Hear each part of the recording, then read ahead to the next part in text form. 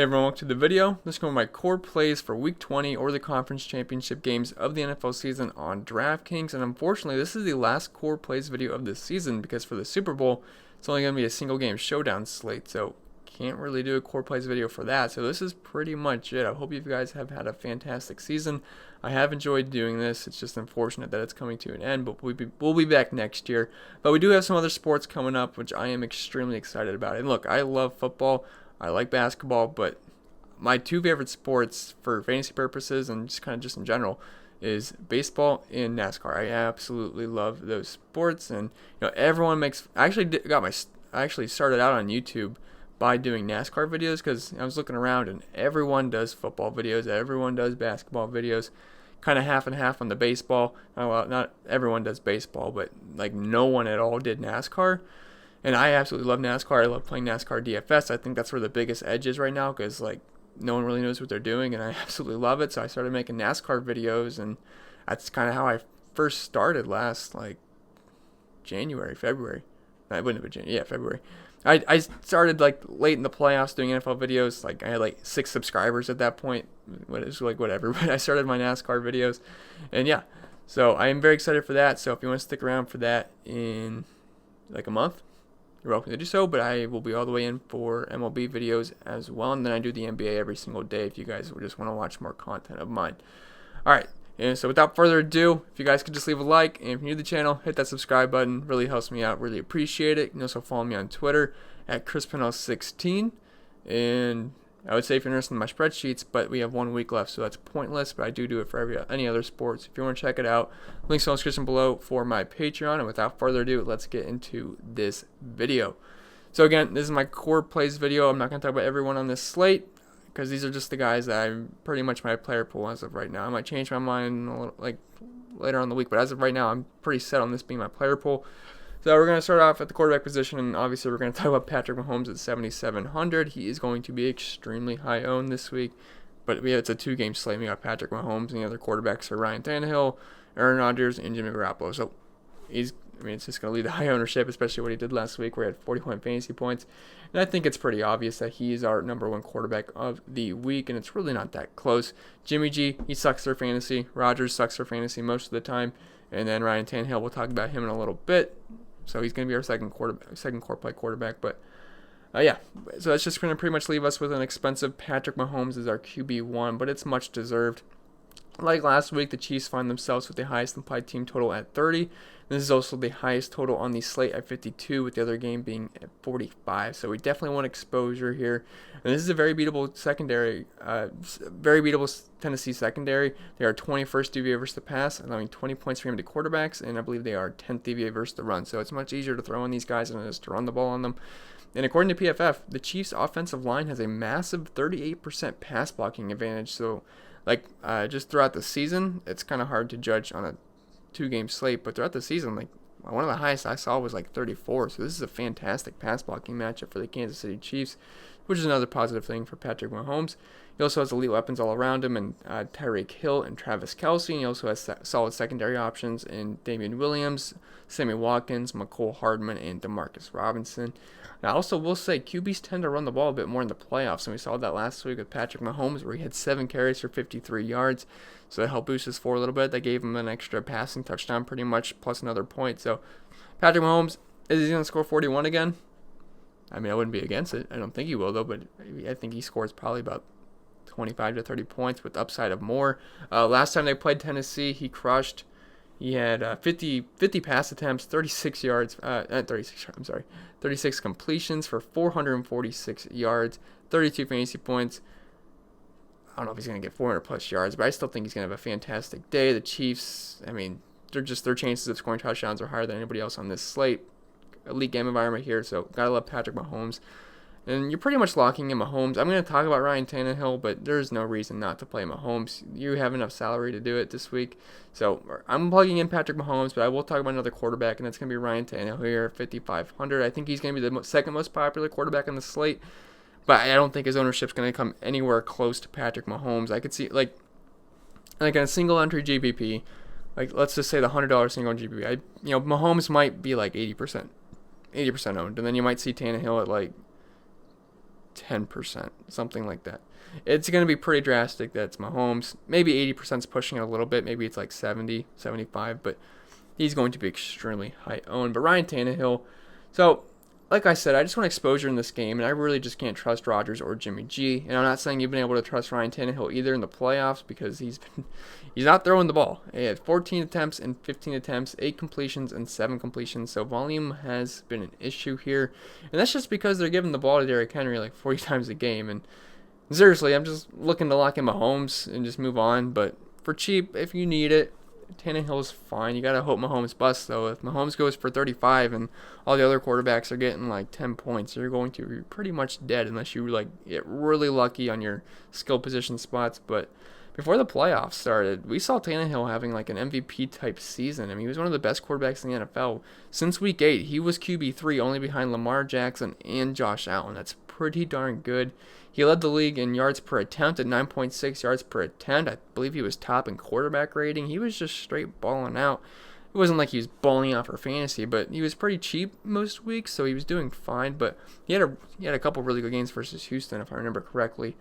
And I know that it hasn't really mattered since Derrick Henry is a cheat code, but game flow would suggest that the Titans will throw the ball 20 plus times this time around versus Kansas City.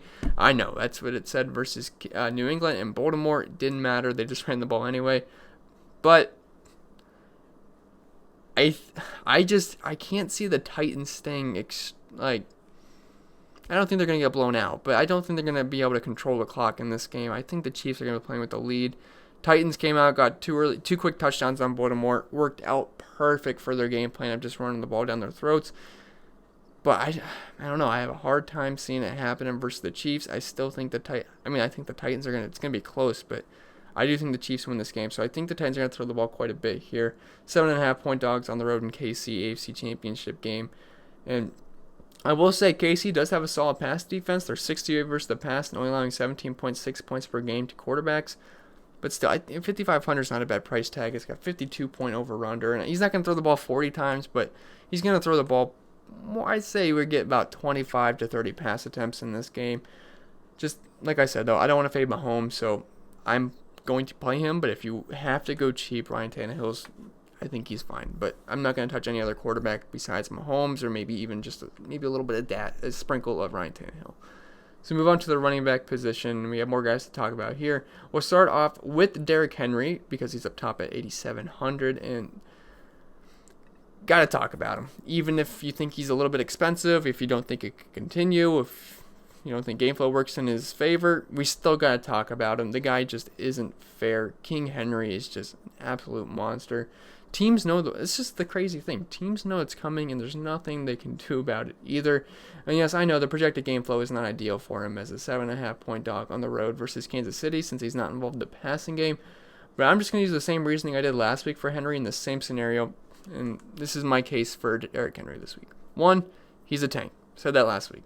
2, defenses know it's coming, and they can't stop it. The Patriots knew it was coming. Didn't matter. Baltimore knew it was coming.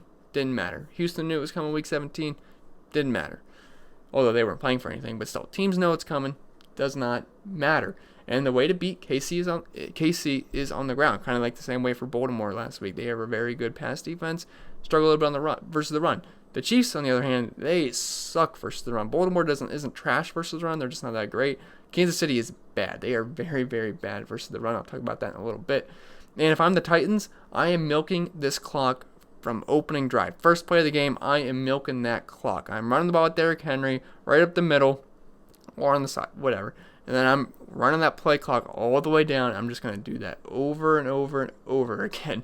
I do not want the ball in Patrick Mahomes' hands. I want him to get, and him and the entire Chiefs offense to get the least amount of possessions possible in this game. If the Titans can give the ball to Derrick Henry 50 times in this game, they will do it. He can handle the workload. The guy is an absolute monster. And like I said, this is a fantastic matchup. Kansas City is 29th DVA versus the run, allowing over 30 points per game to running backs. And he did crush Kansas City week 10 when they played each other. He had 23 carries, 188 yards, 2 touchdowns, had 36 fantasy points. That was, I believe, his second best game all season. Yeah, it was the second best game all season. So Derrick Henry, I mean, I think he's a fantastic I shouldn't say a fantastic play because of that price tag, but I think he's a really good GPP option because I still think people, look, he's going to be high owned. It's a 2-game slate, but I still think there's going to be people that don't believe it. They're going to listen to Derek Carty on Twitter, tell him it's not going to happen. And then I will say, if Derek Carty makes another Twitter thread about that, this isn't possible, but you probably want to go all in on Derrick Henry because those usually tend to backfire. I mean, he's a good option. I'm not sure if he'll make my main lineup, though, because I want to get guys like Kittle, Kelsey, Mahomes in. Probably want Damian in, and I probably want to, I don't know, it's going to be hard to fit him in, but if you can do it, I don't mind it. But if you're playing Derrick Henry, you might want to play the Titans defense as a correlation play to make sure they keep this game close enough. So Derrick Henry, you can obviously play him. The guy is an absolute monster. Damian Williams, he comes in at 7K here. And sorry to pause for a second, but yeah, Damian Williams, he crushed last week as the chalk running back. He was extremely high owned, I believe.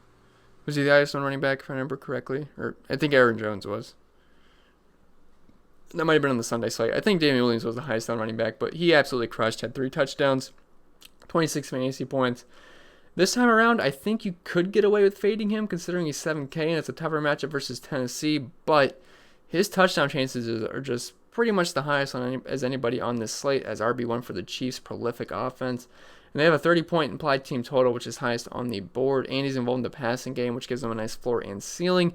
He also dominated the backfield, and he dominated the touches. He played 59 of 61 snaps last week, and LaShawn McCoy had 1 snap, and Darwin Thompson had 1 snap. He was the main running back. It's the playoffs. You got to get your best players the ball. Damian Williams is the best back in that backfield. Tougher matchup versus Tennessee, who's 10th DVOA versus the run. But Damian Williams, I mean, he's more than likely going to be in my main lineup. I'd probably make him a priority over Derrick Henry, considering he's $1,700 cheaper, and I like the Chiefs offense better. But 7K, he seems a little bit pricey, but I still think he's an excellent play. So really like Damian Williams. I'll probably be looking to get him in my main lineup. And he's also not a bad correlation play with Patrick Mahomes because of the pass catching ability. So you can definitely play them together. Aaron Jones, I don't like the matchup versus San Francisco. I think he's fine, but this is my core plays video. He's not a core play for me. So not going to be talking about him. Raheem Mostert, though. I like Raheem Mostert a lot as a bounce back candidate at 4,300. I know he burned us, and yes, I hate this backfield as much as you guys do as well. It's hard to peg who it's going to be each week, and that's why I hate it every time San Francisco found themselves on showdown slates or small slates like this all year, because it seemed like they played in a lot of primetime games, which I hate. I just hate trying to research this backfield, but here we are again. Got to do it. And he did take a backseat to Coleman last game, but it was also reported after the fact that he was sick all week and even had IVs, so that just may have been a leading factor to why Tevin Coleman was the lead back in that game. He was also playing well too, but Raheem Mostert was fine too. He had 5 yards per carry, but definitely lost work to Tevin Coleman, and he was actually in on a play where Deebo Samuel got tackled on the 1, and then they took him out just to let Tevin Coleman score. Very infuriating owning Raheem Mostert last week, but the game flow sets up well for him. They're 7-point favorites at home. Very good matchup. Green Bay is 23rd DVA versus the run, allowing over 27 points per game to running backs, and the 49ers want to run the ball all the game. That's what I was trying to say. They want to run all game. That's what their plan is. If they can get a lead, they will do it. They will milk that clock, keep the ball out of Aaron Rodgers' hands. So Raheem Mostert, 4,300. I think Tevin Coleman's way overpriced. So I definitely like bouncing back to Raheem Mostert. I definitely like Raheem Mostert's chances of bouncing back and being the better play over Tevin Coleman at this cheap price point of 4,300.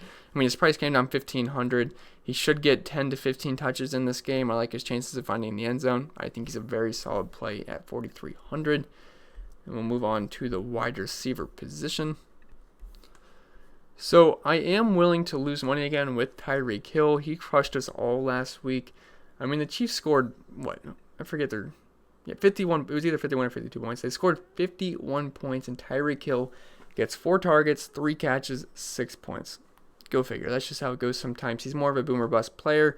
Now, he doesn't absolutely bust you with 1 or 2 points. He'll bust with 6 points or 7 points. But when you're paying that much for a player, you'll want the 20-plus point games. He's just not as consistent, but he offers you those extremely high ceilings, which is what you need.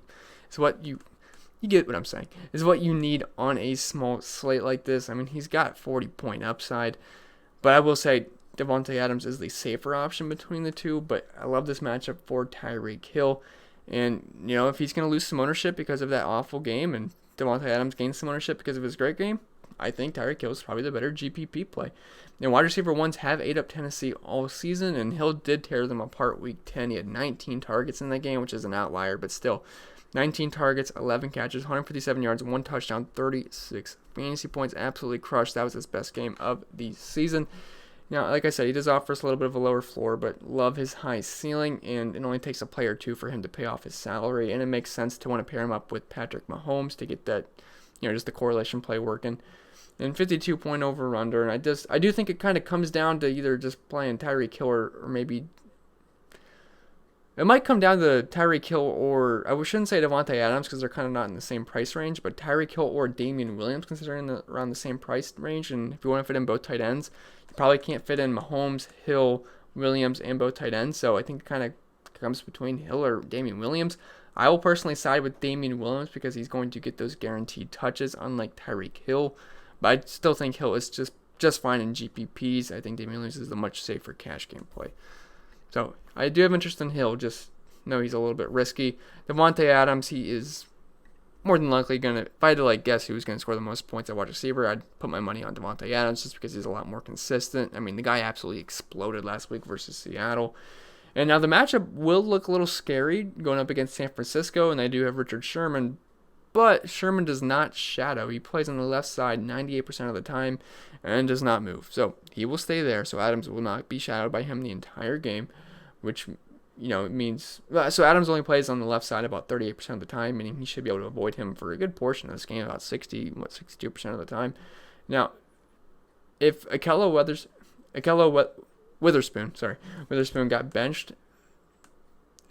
If he stays benched is what I should say. He did get benched in the last game because Stephon Diggs made him look silly, and he ended up getting benched, and then he asked to play special teams. They have not announced if he's going to end up starting or not. If he does start, I think Adams will be just fine because he's definitely going to see some Witherspoon, and he'll be able to eat him up. Adams can eat up good corners, but if you're going to put a scrub on him, he'll be fine. He's not going to completely avoid Richard Sherman, but I still think Davante Adams should have a pretty good game here. He's top 5 in all categories for volume. The volume will never be an issue. Neither is talent, and he's got Aaron Rodgers throwing him the ball. I mean, if you just look at the game log here, he's been extremely consistent besides that Washington game. 39, 22, 26, 26, 8, 24, 19, 21, 11, 30. You guys get the idea. Davante Adams is great. These target numbers, 15, 11, 10, 12, 10. 6, but then 13, 16, 13, 11. The guy's just one of the most consistent wide receivers in the NFL. Also has a good chance of scoring a touchdown every single week because the offense just flows through Davante Adams and Aaron Jones. So, with Tyreek Hill, you got to worry about Kelsey, Damian Williams. You got the 4 other receivers that get the ball sometimes. So, Davante Adams, I mean, he's the much safer play than Tyreek Hill, but that also comes at a little bit more of a price. So, either one's fine. It's going to be tough to fit them in if you want to play Damian Williams, guys like Damian Williams, Derrick Henry, Mahomes, Kelsey, Kittle, but all fantastic options. You just got to figure out which one you like the best. Cheaper wide receivers. I like A.J. Brown here. You guys know I'm a huge A.J. Brown fan if you've been watching my videos this season. I think he's going to be absolutely great. Now, he's been a non-factor in the playoffs considering they've been running the ball the entire game. He's had 1 target and 3 target, 1.2 points. But I think this could be one of those games where it's more of an A.J. Brown game, considering I think the Titans will have to throw the ball quite a bit here. They are 7-point dogs on the road. We got a 52-point over-under, so definitely want exposure to this game. And 5,200 does not break the bank. I mean, his price has fallen off a cliff. He was in the 7K range, now all the way down to 5,200. So if we're going to get more of a pass-heavy attack here for the Titans and they do fall behind, A.J. Brown should have a pretty good game here. Now, I will say KC is tough on wide receivers, but we just saw the Texans wide receiver do work versus them last week. Will Fuller had a good game. Stills had a good game. Kind of thankful. Kind of because of a broken coverage, but still counts. Then Hopkins had over 100 yards, so I think A.J. Brown's going to be just fine here. And he actually does have PFF's number 1 wide receiver versus cornerback matchup of the week versus corner Bashaud Breeland, who has a 43 grade over on PFF, which is pretty much by far the worst. I believe second worst was 55 according to PFF, so Pretty good matchup here for A.J. Brown. And let's not forget how good Tannehill was since week 8. The guy was looking like an MVP candidate, so it's not like he has a bum at quarterback. Tannehill was playing extremely well. They had a great connection together. A.J. Brown was doing good pretty much every single week. So I definitely like Brown here. I think he's a really nice correlation play of running it back with your Chiefs stacks. So say you got Mahomes, Kelsey, Damian Williams running it back with A.J. Brown, I think is a very fine option, especially getting exposure to this game with the 52-point over-under. So you can definitely look A.J. Brown's way. Then Deebo Samuel, I like him too. If you don't want to get up to these high-end wide receivers and you want to just pay up for the 2 tight ends, you can definitely live in this Deebo Samuel, A.J. Brown type range. If you want to make those your wide receiver 1s and wide receiver 2s, no problem at all with that. But Deebo, he comes in at 5,500. Now, I'd rather play Brown over Deebo, but I still like Deebo here. He's 5,500. I think he can bounce back. He busted last week, which was kind of, you can attribute that to the 49ers running the ball the entire game. And he also got tackled on the 1-yard line, so he just missed out on a touchdown. Could have had a much better day in the fantasy point department. But tackled on the 1, and they brought in Tevin Coleman to ruin our day. But, he's just a safe, solid mid-range player, mid-range wide receiver. He's going to get about 5+ targets in this game, and he's been very consistent since he's gotten a starting job. 7 points is okay, but then 27, 15, 4 kind of sucks. But 15, 14, 13, 24, 22, 8, 13. The guy has been very good, and he's a very good wide receiver. Him and A.J. Brown, I think they have very bright futures. So if you want to like Deebo Samuel's way as a more of a mid-range option versus Green Bay, not the best matchup in the world versus their secondary, but not the worst either. I think he's going to see a lot of Kevin King, which is obviously a beatable matchup for a guy like Deebo Samuel. You can certainly look his way. I don't remember what he did versus Green Bay. Week 12, he had 13 points, only had 2 targets, 2 catches. One of them was a touchdown, though, but I still think Deebo's fine at 5,500, but I would prefer A.J. Brown, I'm pretty sure, as of right now. Sammy Watkins is fine at 4,600, but I want to talk about all these wide receivers, but just know if you want to get Kansas City exposure, you can certainly look Sammy Watkins' way. He actually had a good game at the end of the day, but they came on 2 free plays on offsides penalties on Houston, so they were just free plays, and they both happened to go to Sammy Watkins. But he had 76 yards on 2 targets, had 2 catches, so you could look his way as just a cheap option, wide receiver 3 option. I think he's fine. Scrolling down a little bit. For a cheap wide receiver, I don't mind Tajay Sharp as a punt. He's 3,100. Pretty much only thing I can say here is he's cheap, but he does get targets. Now, he doesn't do a lot with the targets, but if the Titans are playing from behind, which I think they will be, maybe he gets into the end zone. Maybe he gets us 5 points. We'll take 5 points at 3,100 because he's probably allowing us to fit in guys like Kelsey and Kittle. But the targets have been okay for someone of his price range. 2, 3, 2, 6, 2, 4. It's not bad. I mean, he sees targets, so he's on the field.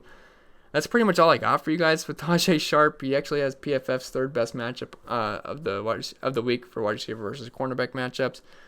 It's not bad at 3,100. It's just a punt play, though, but he is on my radar as of right now. He'd be my favorite punt. I'd much rather play Sharp over guys like Allison and MBS. So that's pretty much going to do it for wide receivers, and I think the tight end position is very obvious. They're both questionable, but they're both going to play. So we'll start off with Travis Kelsey, who absolutely straight up broke the slate last week. He just smashed 44.4 Draftkings points. And this will 100% lead to high ownership, but it's for a good reason. It's Travis Kelsey. They're the 2 best tight ends in the NFL. You could argue maybe Kittle's a little bit more athletic than Kelsey, but they're both just so rock solid and safe. And, I mean, they're just so far and away like better than the rest of these tight ends on the slate. You got Travis Kelsey and George Kittle, and you got Graham, Johnny Smith, Blake Bell. Massive drop-off. So you're going to have to get at least 1 or 2 of these guys in your lineups, I think. I mean, if you want to prioritize both and put them both in, I think that's definitely a way to go. You could put Kelsey in the tight end spot, Kittle in the flex. I mean, they're just so much better than the other tight ends on this slate. And there's nothing bad I can say about Travis Kelsey. He's pretty much top 3 in every single volume category, target share, market share of the team's air yards, just market share. You guys weighted opportunity share, whatever. Travis Kelsey's up there. He's elite. Like, great pairing with Patrick Mahomes. It's actually a very good matchup versus Tennessee. They struggle versus tight ends. They allow 14 points per game to the position, which is bottom 10. Chiefs have a 30-point implied team total. So definitely want exposure to the Chiefs. Travis Kelsey, fantastic option. Almost feels like a lock, but if I had to pick one, I might go with George Kittle just because he's a little bit cheaper, but I'm really going to try to fit in both. But George Kittle, he's also an awesome option at 5,800. That's just a little bit too cheap for a guy like George Kittle. And he was also a victim of the 49ers running the ball all game last week. He only had 4.6 points, one of his worst games of the entire season. Only had 5 targets, 3 catches, 16 yards.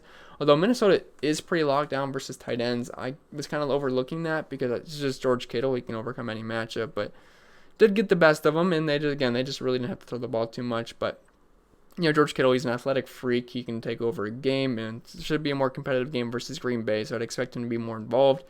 And he actually dropped 27 points on these guys. Week 12? Yeah, week 12. He had 6 targets, 6 catches, 129 yards, had that nice 61-yard long play, and had a touchdown, 27.9 fantasy points. Absolutely beasted. I think that was his best game of the entire season. Second best. First was Atlanta, where he had 17 targets. But besides that, it was second best game of the year. Green Bay's like mid-pack versus the tight end position. So George Kittle, I think he's just fine. He pretty much leads almost every single category in target share, market share, and weighted opportunity share. The guy's just dominant in those categories. So George Kittle, I think he's a fantastic option. If you can fit them both in, I definitely think that's the way to go. And that's pretty much all I'd play at tight end. You could look Jonnu Smith's way just because KC does struggle with the tight end position. I believe they're bottom 6 versus the position. Did have that really nice touchdown last week, but the guy's an athletic tight end. Again, though, he's kind of like with A.J. Brown. They're just not throwing the ball, so he's not really doing anything. But if he sees like 5 targets in this game, 4 to 5 targets, I think he's fine at 3,400, so you could certainly look his way. He's had some good games this season, 15 versus New Orleans, 16 versus Houston, 11 versus Oakland, so obviously Delaney Walker, so he's going to be the main tight end. So you could look Jonnu Smith's way, but I really want to get in those 2 stud tight ends. But anyway, guys, that's going to be it for this video. I should say defenses. Just give me the 2 home defenses. I want to play the 49ers over the Titans more than likely, so.